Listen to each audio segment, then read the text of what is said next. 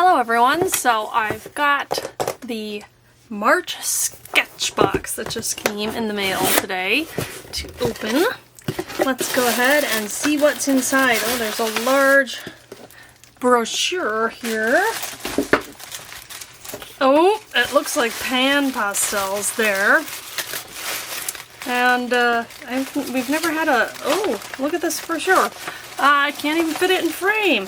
So it looks like it has some, a little bit of information here. Oh, this is this the menu? Huh, okay, that's new. I think that's going to be the menu. Yeah, maybe they're changing how they do that. Let's get the tissue paper. What? I've got an empty bag of bubble wrap. It's not doing a whole lot like that. Some pencils, sticker, and some art. Ooh, look at that beautiful moth. I like that. That's pretty. By Alex Louisa from Australia. I wonder if they have, if that's imaginative or if there really is a colorful moth of that coloring down under. Okay, this is a little curved. We've got some soft tools. I actually have one of these. I don't know if it came in another box, but I have the same thing. And some Pan Pastels. It looks like it's all about Pan Pastels here, except for these two pencils. Let's open up this surface here. Ooh, Color Fix Papers, Boards, and Primers by Art Spectrum, maybe? We got another little brochure. Wow, okay, so a lot of information there. I think we have black. Yes, deep black. But there's all kinds of other color options there.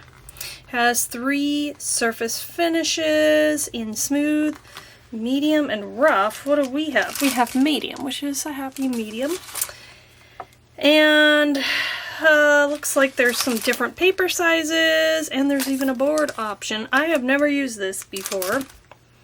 This is, I think, Australian, because it looks like the code there is .au. Is that not Australia? What else? I don't know if there's any more information there. Well, there's a little bit of information here. It says, no, that's about their primer. Okay, oh, those are other products. Alright, let's get in here and pull one of these out. Oh, let me see. I don't know if you're gonna be able to, you can kind of see the texture there. It's, yeah, it's not smooth. And this is a 4x9 size. So we get 6 sheets, 230 pound, acid free, permanent, light fast.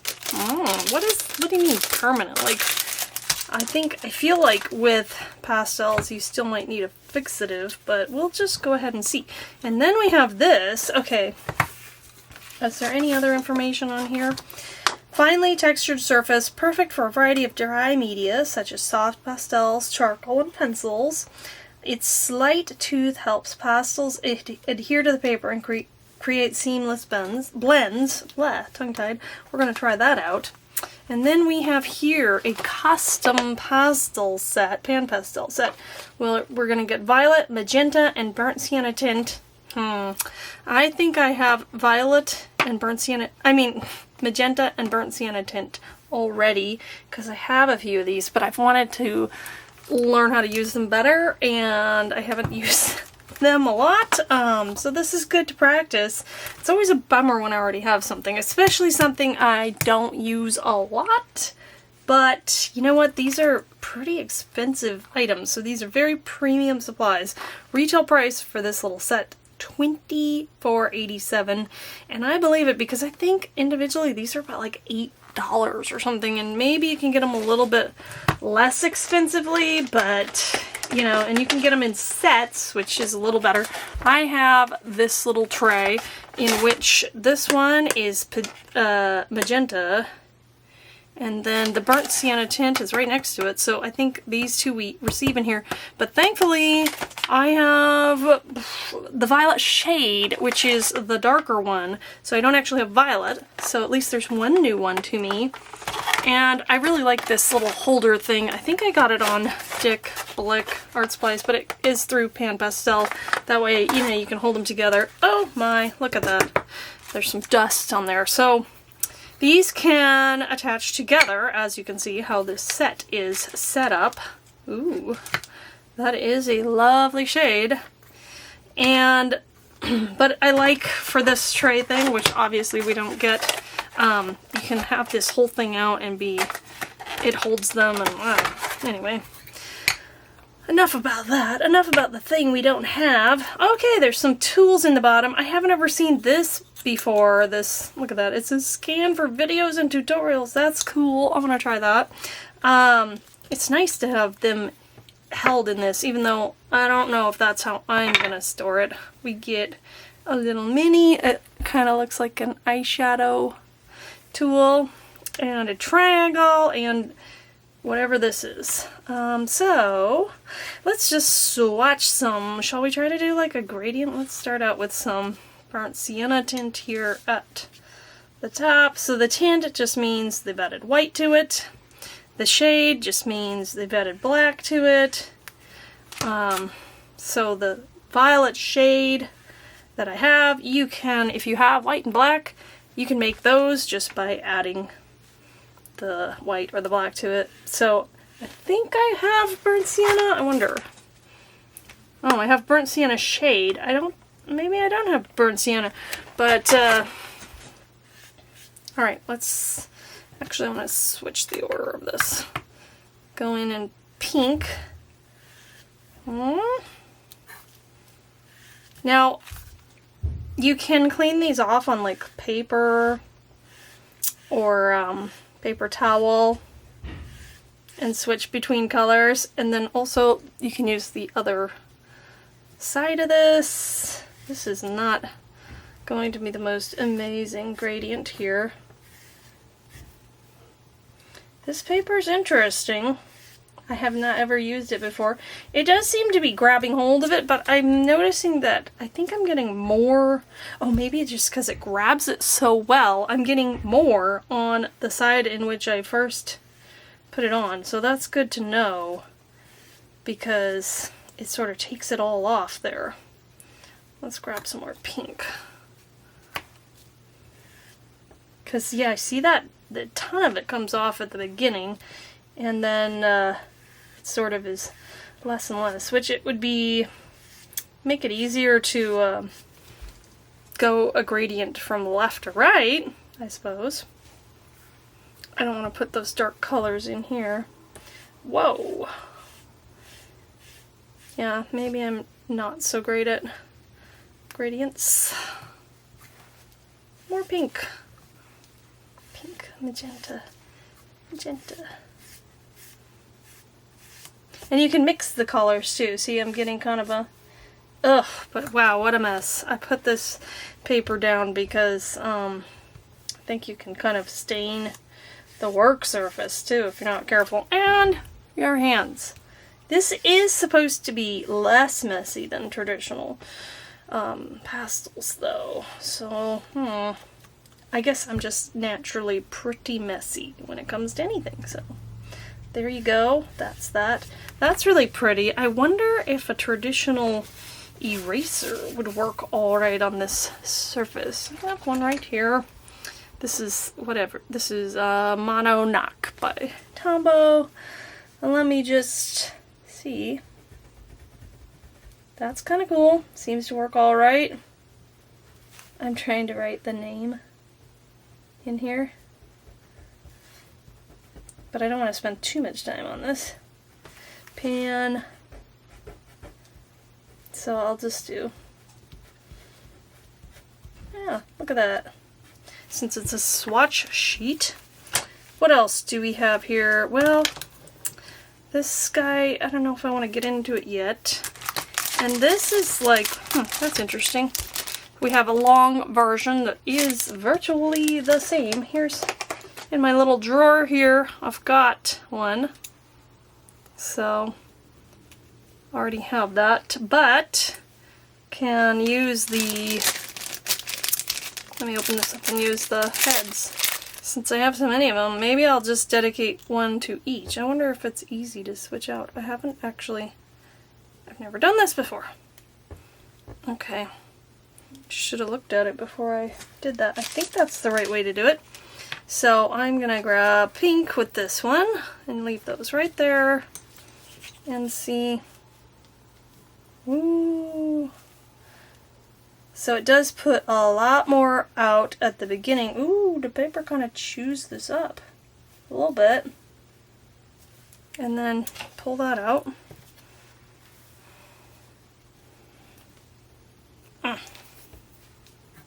Let's see. Yeah, maybe I should be more gentle. So you see how it gets more faded? There's that one. And last but not least,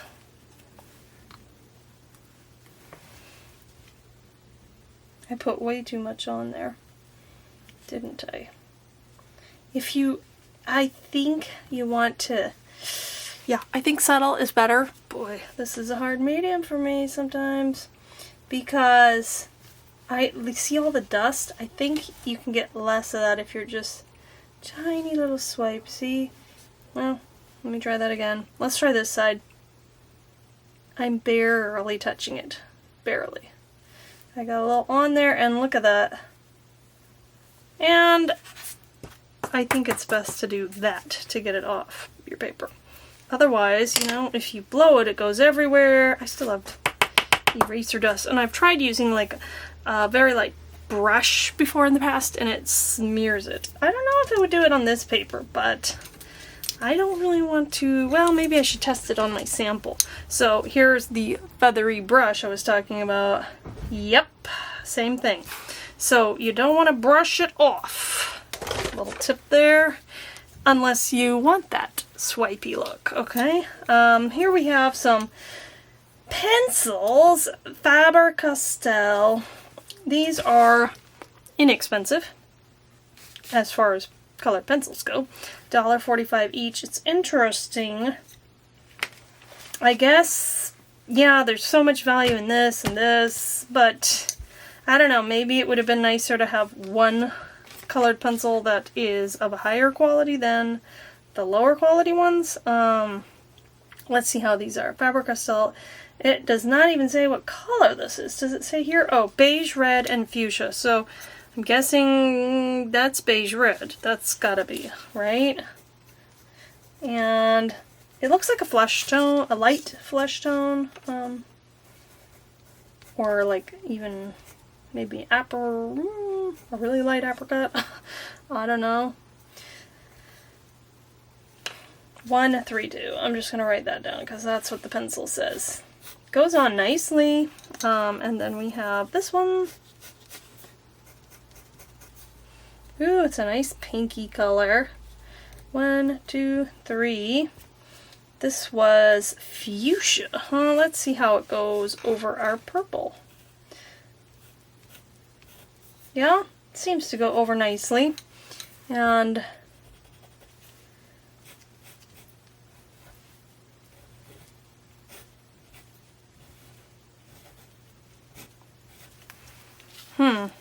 okay. Now, can we go back on top of the colored pencil? Let us find that out. We'll just put a little layer, and maybe we'll draw something not too complicated. Should we give this little doodle some hair? I don't know. Ooh,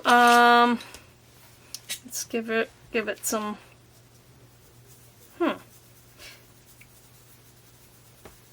Well, it seems to go over it fine. I see the pink, the fuchsia coming through. So if you don't want that to show through, well, the fuchsia's really going to keep standing out, so that's good to know. Can I go back in over here? Oh yeah, look at that. Give you a little nose there. And some pink eyes. Excuse me. Okay, I know what I think of this. cool pastel supplies. What should I do with it? And where's our prompt? We don't get a prompt this month, though. Oh, it's up here. Okay. The prompt is Twilight. Well, that sort of makes sense with this dark background. Don't know what I'm going to do with it. What do you guys think of the supplies? These are pretty cool. It's a little out of my comfort zone, but it's definitely something I wanted to work on some more. Seems like we're getting a lot of Pan Pastels, but maybe that's just because we've had it more than once in 1 year. I'll have to look up the date. I'm pretty sure we just got one, and it was within the last year. And did we get a tool with it? I don't know. I'll look that up and put that information in a little title above. And let me see what I can do with these. Here we are with some artwork after so much struggling. You cannot even imagine. I have a little tip also. If you're heavy-handed or have a strong grip or whatever, be careful putting these Pan Pastels back in their nesting order, because I put mine on so tight and maybe not quite threaded correctly that I almost could not get it back open. I had to use rubber bands, and it was a struggle. Now the Pan Pastels, speaking of that, they are so pigmented that they just put out a ton of color. And if you're messy like me, it's on my desk, it's on my door. I don't know how I got it on my door, but going out, and so it can be messy. They are low dust compared to some others, but I really need to figure out how to use these properly. I really struggled with the paper.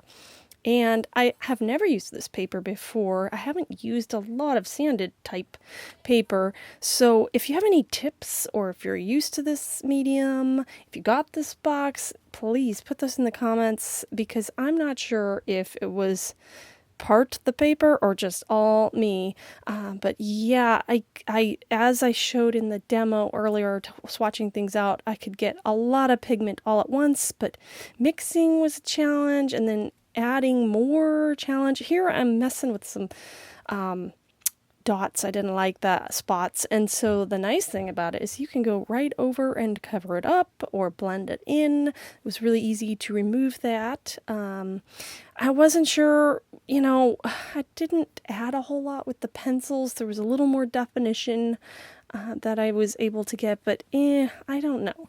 It's kind of, I'm not sure about all these things together, so I'd really love to hear other people's thoughts and experiences on it. Again, I admit this is not my medium. I might just end up using these in coloring for card making, but I really do want to learn how to use them better. So I am going to keep working on it, and I did try these out on a couple different papers from previous sketch boxes. And I liked how it went on the Rembrandt paper. It's a toned mystic blue gray and industrial gray longer pad that we had. And here's how my feather turns out. It's sort of off center, so I don't know. I was just playing around. I had fun just messing around with these, because I don't think I could do a really great piece with this. But that's how it turns out, and I'd love to hear your thoughts. You can see how messy my desk is. Thanks again for watching, and as always, have a wonderful and creative day. Bye.